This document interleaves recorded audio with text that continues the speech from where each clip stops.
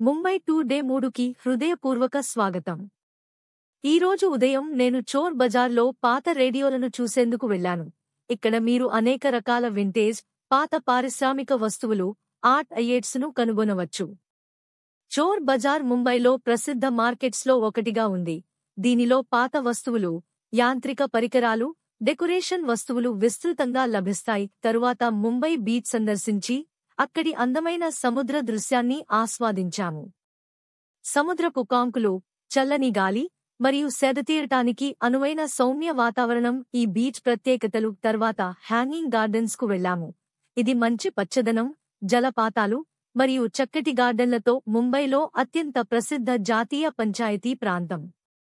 ఇది సాగర తీరంపై ఉన్న ఎత్తైన తటస్థలం కావడంతో అక్కడి నుంచి సముద్రం, నగర దృశ్యాలు అద్భుతంగా కనబడతాయి. తర్వాత మాల్బార్ హిల్కి వెళ్తాము.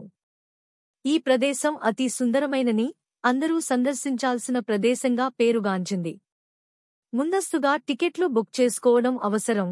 అధికారిక వెబ్సైట్ ద్వారా ఈ టికెట్లు సులభంగా పొందవచ్చు.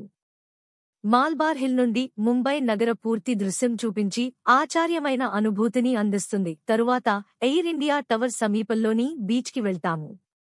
ఈ బీచ్ ముంబైలో మంచి ప్రాచీనత కలిగి ఉండి, పడవలు మరియు సముద్ర తీరపు స్నేహభావాల కారణంగా ప్రసిద్ధిగాంచింది. ఈ తర్వాత మీరు కేవలం రాత్రి టైం మాత్రమే సందర్శించగలిగే కొలాబా క్లాస్వే ఉంది.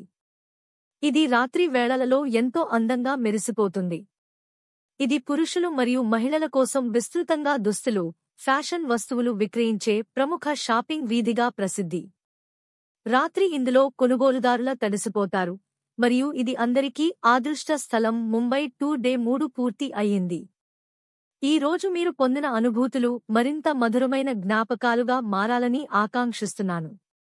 రేపు మళ్ళీ కలుద్దాం. మీరు సుఖంగా, ఆనందంగా ఉండాలని శుభాకాంక్షలు.